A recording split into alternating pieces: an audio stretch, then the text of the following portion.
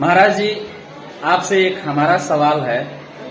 महाराज जी, हमारा ही नहीं बल्कि पूरी कायनात की एक सवाल है यह कि मनुष्य जब मरता है तो उसकी गति क्या होती है। सीताराम। बाबा ब्लॉग चैनल के माध्यम से देख रहे सबको बहुत बहुत धन्यवाद। पुनः पुनः आप लोगों ने याद किया। और व्यक्ति की जब मृत्यु होती है, व्यक्ति जब मरता है, एक तो आत्मा न जन्म लेती है और न मरती है, गति शरीर का होता है और शरीर तो यही छूट जाती है। आत्मा तो अविनाशी है, वो कभी मरती नहीं। ईश्वर अंश जीव अविनाशी, जीव तो सदैव अविनाशी रहा है, रहेगा। अब ये होता कहाँ है, जाता कहाँ है ये जीव जो शरीर से बाहर होता है, वो कहाँ जाता है।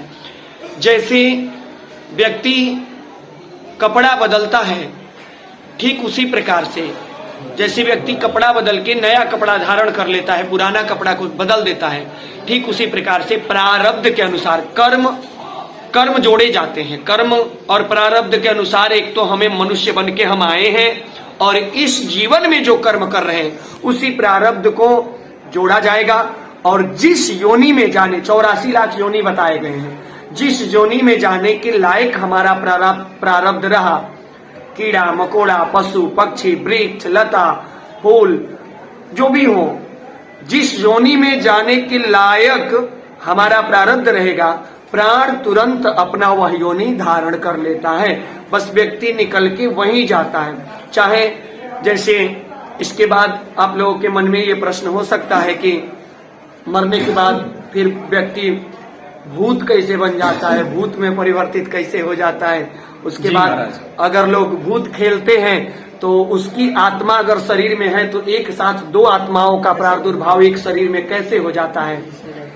अब ये भी पूछ सकते हैं कि महाराज जी, जब आत्मा मरने के बाद दूसरा शरीर तुरंत धारण कर लेता है तो ये लोग भूत प्रेत का जो वावंडल करते हैं, भूत प्रेत खेलते रहते हैं, दिन भर देखते हैं, सिर हिला हिला के खेलते हैं। नौका बाबा के पास जाइए, चाहे उधर महुआ बाबा के पास जाइए, चाहे अनेकों ऐसे देवता हैं जहाँ लोग सिर हिला हिला के खेलते रहते हैं। तो जब जीव निकल के दूसरे शरीर में चला जाता है तो पुनः वह शरीर खाली हो जाता है। तो जो व्यक्ति भूत को चाहे देवता को अपने सिर पे बुलाता है, उसका आत्मा उस समय कहाँ जाता होगा जब दूसरे की आत्मा उसमें प्रवेश करती है। एक साथ एक शरीर में दो आत्माओं का प्रादुर्भाव नहीं हो सकता, तो ये कहाँ जाती है। देखिए, इस पर हमारे गुरुजी ने एक बार शेयर किया था।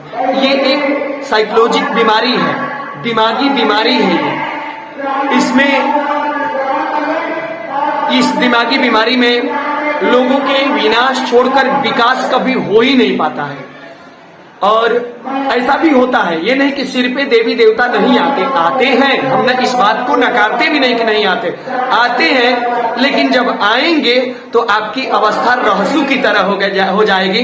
जिस प्रकार रहसु का दूसरा आत्मा प्रवेश करते ही सिर फट के प्राण निकल गया, पहला आत्मा निकल गया उसमें से, तब देवी का आत्मा प्रवेश किया। अगर ऐसा कुछ घटना इन खेलने वालों के साथ होता है तब तो उसमें ठीक है, आत्मा प्रवेश कर रही है। लेकिन अगर बिना मतलब का बावंडल कर रहा है, हम पर ये देवता, ये भूत, ये प्रेत आ गया है, ये सब साइकोलॉजिक बीमारी है, दिमागी बीमारी है। इससे घर परिवार का विनाश होगा। बाकी एक शरीर में एक साथ दो आत्मा सम्मिलित हो ही नहीं सकती।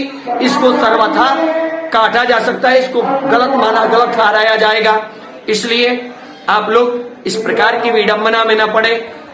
जीव का कर्म है तुरंत शरीर से निकल के और दूसरा शरीर धारण कर लेना। तो यही होता है, मरने के बाद जिस प्रकार की गति आपकी होनी रहेगी, ठीक वैसे जीव में जाके आप समाहित हो जाओगे। अब 84 लाख जोनियों में जितने जीव होते हैं सब में आप जा सकते हो अपने कर्म के अनुसार। सीताराम। आप सब लोग इस शब्दों को केवल सुनिए मत, केवल सुनने से थोड़ा सा मेहनत लगेगा आपको इन शब्दों को थोड़ा सा आगे बढ़ा देने में। अपने मित्र के पास, अपने दोस्त के पास, अपने रिश्तेदार के पास, अपने अगल बगल में सबके पास। क्योंकि जो आज के समाज के विडंबना में, भूत प्रेत के चक्कर में लोग अन्यथा इस मजार पे, उस देवता के पास, वहां जाते हैं और तरह तरह के विडंबना करके घर का विनाश करते हैं। कभी खेत बेच देते हैं, कभी घर के लोग परेशानी में पड़ जाते हैं उसको लेकर। ये सब विडंबना है, ये झूठ है, और इस झूठ को बिल्कुल झूठ ही ठहराइए। बहुत ज्यादा परेशानी अगर है उसको तो आप उसका दिमागी इलाज कराइए, उसको जरूर आराम मिलेगा, जरूर राहत मिलेगा। बाकी भूत प्रेत के चक्कर में आप अपने परिवार को बर्बाद न करें। हमारा तो कहना यही रहेगा, आप भगवान से स्नेह करिए, भगवान से प्रीति करिए। जो करता है सब ही नचावत राम गोसाई, नर नाचत मर कटकी नाई। सबको भगवान ही नचाते हैं, बाकी न भूत किसी को मारता है, न कोई जीव किसी को मारता है।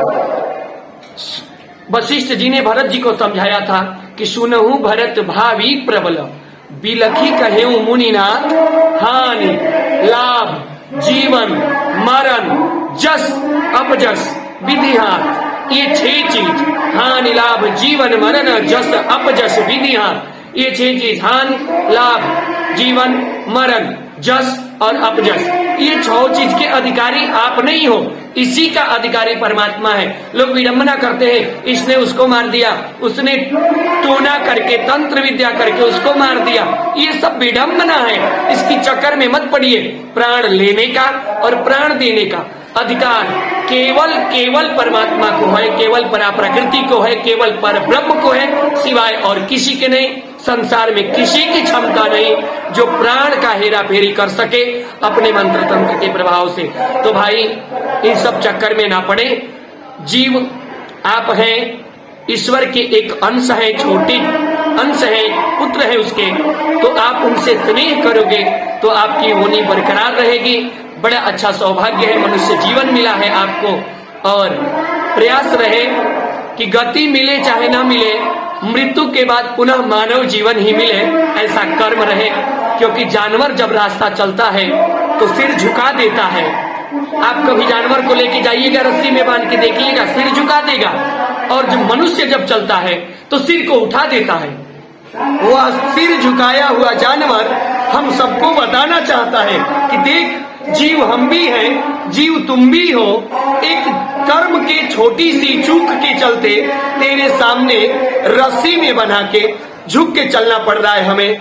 देखना, तुझे सिर उठा के चलने को मिला है, कहीं तू मेरी जैसी कर्म में चूक मत कर देना कि तुझे भी मेरी तरह रस्सी में बना के सिर झुका के चलना पड़े।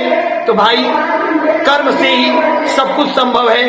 कर्म प्रधान विश्व करी राखा, जो जस करहि तासु फल चाखा। इन्हीं शब्दों के साथ आप अपने कर्म को सुधारें। जीव का प्रारब्ध है कर्म करना, आप कर्म करिए, इसके अनुसार आपको उत्तम से उत्तम योनि की प्राप्ति होगी।